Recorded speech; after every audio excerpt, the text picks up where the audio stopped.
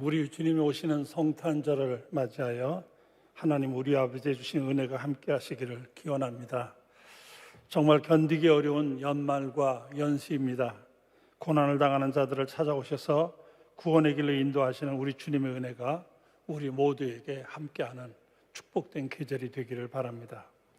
오늘 말씀해 보면 동방의 박사들이 별을 연구하다가 특별한 별을 하나 발견하게 되었습니다.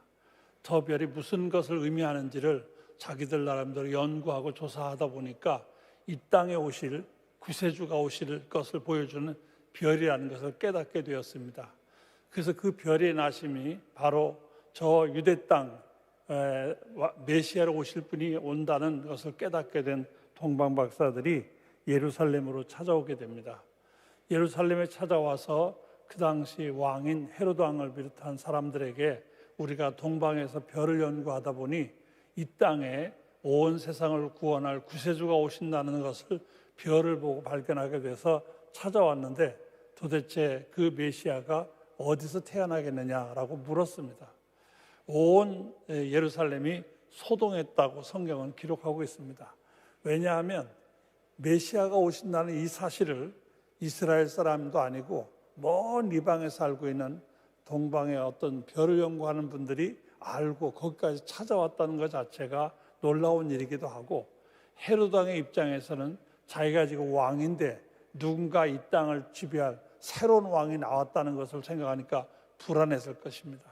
뿐만 아니라 이스라엘 백성들의 입장에서는 헤로드 왕의 폭정과 그 당시 로마가 이스라엘을 지배하고 있었기 때문에 로마로부터 벗어날 수 있는 희망이 있다라는 생각을 가지게 되기 때문에 온 이스라엘 예루살렘이 소동했다라고 기록하고 있습니다. 왕이 서기관들을 불러서 저 동방의 박사들이 별을 보고 이 땅에 메시아가 구세주가 오신다는 걸 알고 왔다는데 도대체 그 메시아는 어디서 태어나겠느냐 한번 찾아보라고 해서 그들이 찾아보다 보니까 성경, 구약 성경 미가서 5장 2절에 보면 거기 이런 말씀이 나와요. 베들레헴 에브라다야, 너는 유다 족속 중에 작을지라도 이스라엘을 다스릴 자가 내게서 내게로 나올 것이라. 그의 근본은 상고에 영원에 있느니라. 이 베들레헴 에브라다, 베들레헴에서 태어날 것이라는 것을 옛날 오래전에 벌써 선지자들 통해서 하나님께서 예언자를 통해 예언하셨다는 것을 알게 됐어요. 그래서 동방 박사들에게 그 말을 합니다.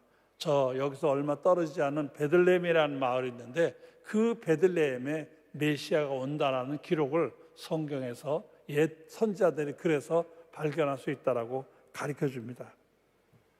이 말씀을 들은 동방에서 온 박사들이 베들레헴을 향하여 가게 되는데 오늘 말씀에 보면 9절과 10절에 이 동방의 박사들이 베들레헴 쪽으로 가다가 바로 자기들이 연구하던 그 별이 나타나는 걸 보고 기뻐했다는 기록이 있습니다. 9절과 10절 말씀 우리 같이 한번 읽어보도록 하겠습니다. 시작. 박사들의 왕의 말을 듣고 갈새 동방에서 보던 그 별이 문득 앞서 인도하여 가다가 악이 있는 곳 위에 머물러 서 있는지라. 여기 보면 그들이 그 별을 보고 매우 크게 기뻐하더라. 분명 이 아기 예수가 태어나는 것이 베들레헴이라고 했고 그 베들레헴에 가는데 별이 나타났어요. 별이 나타나가지고 그 자기들이 연구하던 그 별이 자기들의 길을 인도하는 걸 보게 됐어요. 이 동방 박사들이 너무 기뻐가지고 그 별을 따라가 마침내 이 땅에 오신 메시아 구세주를 만나게 되었고 그들이 준비했던 황금과 유향과 모략이라고 하는 귀중한 보배를 드리게 되었다라고 오늘 말씀에 기록하고 있습니다. 왜 하나님께서는 하나밖에 없는 그 아들 예수 그리스도를 이 땅에 보내시면서 별을 통하여 역사하셨을까? 분명히 하나밖에 없는 아들 예수 그리스도를 이 땅에 메시아 구세주로 보내시면서 별을 통해서 알게 하신 것은 특별한 의미가 있지 않을까? 하나님께서 그냥 그렇게 하신 게 아니고 뭔가 거기에 의도하신 것이 있지 않을까? 말씀을 통해서 함께 생각하며 은혜를 받으려고 합니다. 먼저 하나님께서는 구세주를 별로 나타내시며 예언자들을 통해서 이 땅에 메시아가 오실 때 별로 나타날 것을 예언해 주신 것을 볼 수가 있습니다. 구약성경 민수기 24장 17절에 보면 거기 이런 말씀이 나옵니다. 내가 그를 보아도 이때의 일이 아니며 내가 그를 바라보아도 가까운 일이 아니로다. 한 별이 야곱에게서 나오며 한 규가 이스라엘에게서 일어나서 모압을 이쪽에서 저쪽까지 쳐서 무찌르고 또 셋의 자식들을 다 멸하리로다.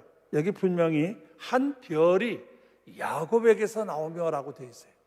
한 별이 이미 그 야곱을 통해서, 야곱은 이스라엘의 다른 이름인데 이스라엘에서 한 별이 나올 것이다. 그것이 메시아를 상징하는 것을 말씀하는 걸 볼 수가 있습니다. 선지자였던 발람을 통해서 하나님께서는 메시아가 올 때 별이 나타날 것을, 별로 나타날 것을 말씀하신 것을 볼 수가 있습니다. 하나님이 보내시는 구세주는 별과 같으신 분이라는 뜻이 그 속에 함축되어 있다고 볼 수가 있습니다. 도대체 왜 하나님은 별과 같은 분으로 메시아를 이 땅에 보내셨을까 생각하게 됩니다.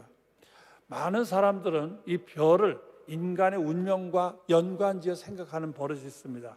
어렸을 때 우리가 부른 노래 가운데 이 별은 나의 별, 저 별은 너의 별 뭐 이러면서 노래를 부르는 것이 생각납니다. 별들과 자신의 운명을 연관지어 생각하는 버릇이 우리만이 아니라 온 세계 사람들에게도 그 생각을 가지고 있습니다.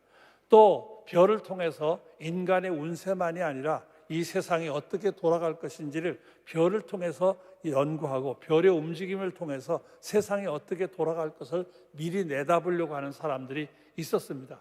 오늘 봉독한 동방박사라고 우리 성경에 번역되어 있는데 이 성경을 다시 잘 보면, 설명을 보면은 이 동방박사를 점성술사라고 번역하기도 합니다. 별을 보고 점을 치는 사람들, 별의 모양을 보고 어떻게 인생이 돌아갈 것인가를 판단하는 점성술사로 이 동방박사를 설명하기도 합니다. 다시 말하면 이 별과 인간의 운명이 연관되어 있음을 설명하는 말이기도 합니다.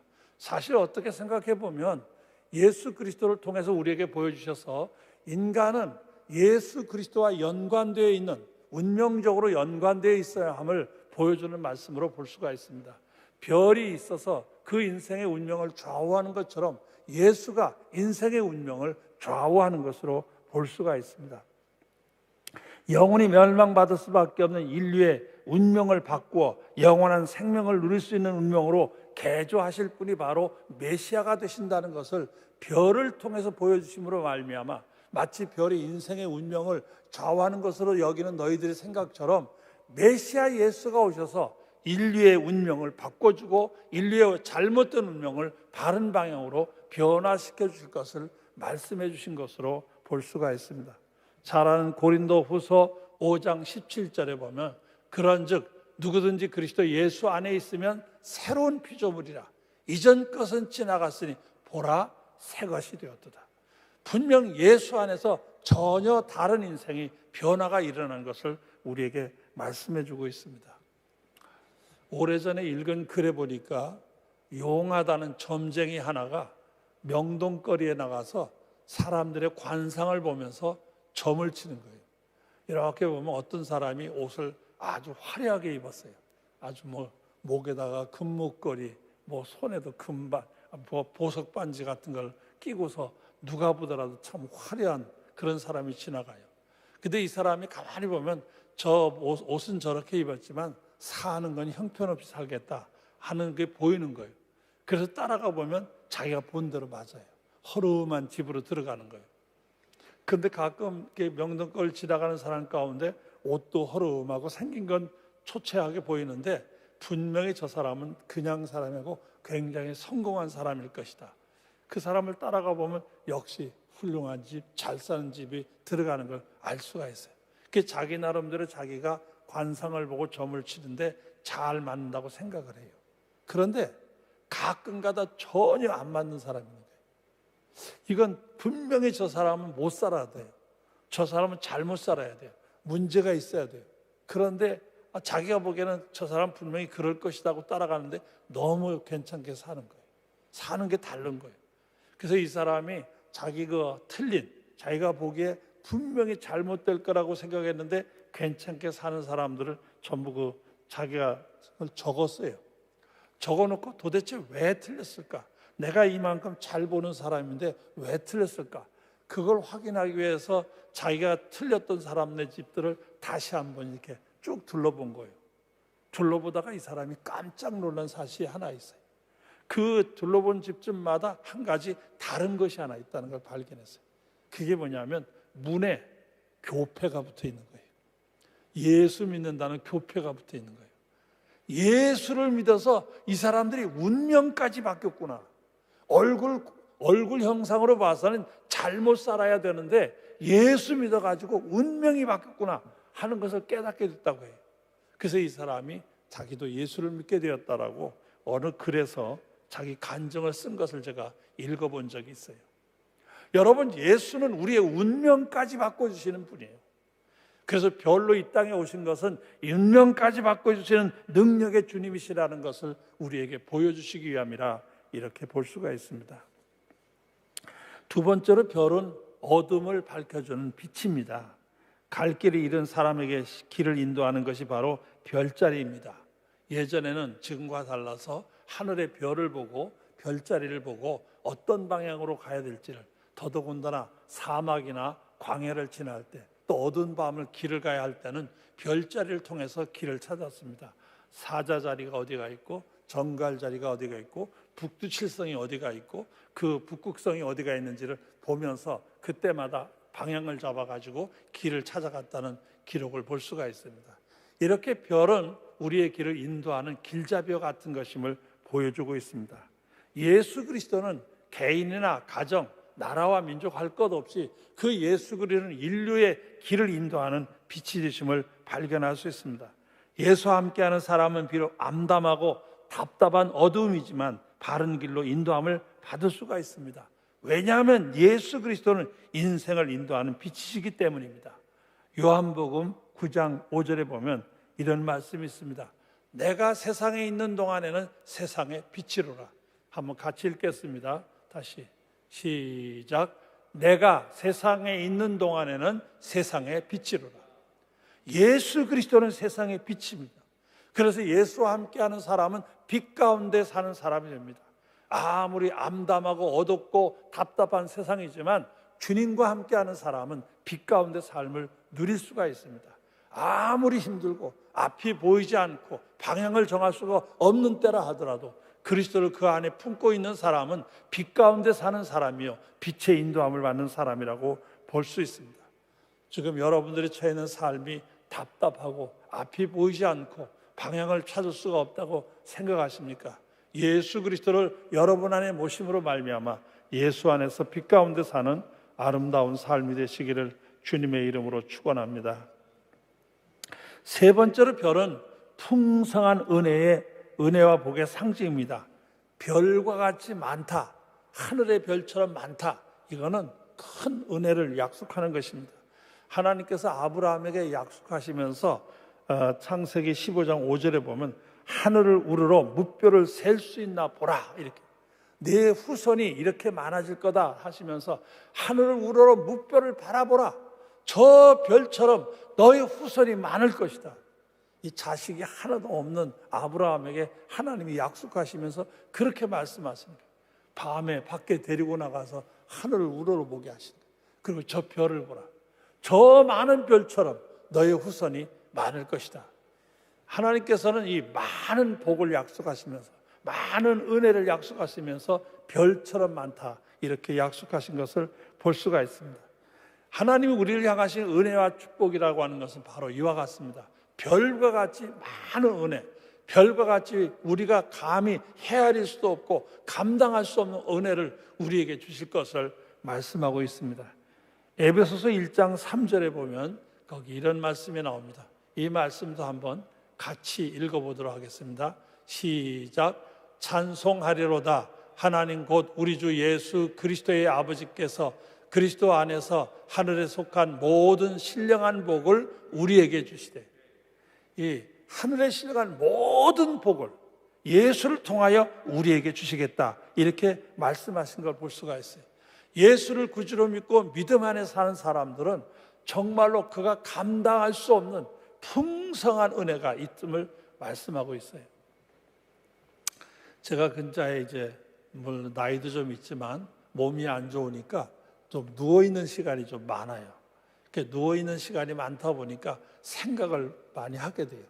그 중에서 저는 무슨 생각을 많이 하면 제가 태어나서 거의 80여 년이라는 긴 세월 동안 제가 살아온 삶을 한번 돌이켜보는 시간들이 가끔 있더라고요. 뒤돌아보게 되더라고요. 그 뒤돌아보면서 가끔 말씀드려요. 저는 태어나기를 평양에서 태어났어요. 평양에서 태어나서 6.25 전에 남쪽으로 피난 와가지고 어떻게 6.25를 맞고 4.19, 5.16 이런 여러 난리 또 가난한 세월을 보내고 그러면서 오늘까지 살아온 거예요. 이렇게 쭉 살아온 생애를 뒤돌아보니까 참 그 많은 와중에서도 오늘까지 살아온 것은 참 은혜였구나 하는 생각을 드는 거예요. 참 은혜였구나. 은혜 없이 그 어려운 세월을 내가 어떻게 살아왔을까? 은혜로 여기까지 살아왔구나 하는 생각을 가지게 되는 거예요. 그러면서 또 제가 발견하게 되는 게 뭐냐면 지금 제 삶이 은혜라는 생각을 가지게 되는 거예요. 어떻게 생각하면 나이가 80이 다 된 노인네, 병들어 있고 이제는 그냥 끝장낼 인생이나 마찬가지예요. 제가 낙엽이 떨어져 있는 낙엽 가운데서도 온전한 낙엽도 아니고 찢어져 있는 낙엽 같은 인생이라는 생각이 들어요. 이런 인생이라면 그냥 쓰레기 바지에 씻어서 버려도 될 거라고 생각을 해요. 그런데 하나님께서 그렇게 안 하시고 오늘도 이렇게 단에 서서 말씀을 전하게 하셨다. 이게 얼마나 제게는 감격인지 몰라요. 여러분들은 불쌍하게 저를 보실지 모르지만 저는 너무 감사한 거예요. 너무 감격스러운 거예요. 그냥 아무렇지도 않잖아요. 저 같은 거 하나 없다고 뭐 하나님 손해될 것도 아니고 문제될 거 아무것도 없잖아요. 그런데 하나님께서 이 귀한 강단에서 오늘도 말씀을 전하게 하신다. 너무 감사합니다. 참 은혜 중에 은혜구나. 은혜 중에 은혜구나. 깨닫고 보니까 삶이 은혜 없는 게 없는 거예요. 삶이 모두가 그저 은혜로 이어지고 있다는 것을 발견하게 되는 거예요. 그래서 정말 내가 감당할 수 없는, 내가 헤아릴 수 없는 하늘의 별처럼 바다의 모래처럼 그렇게 많은 은혜가 있구나 하는 것을 고백하지 않을 수가 없어요.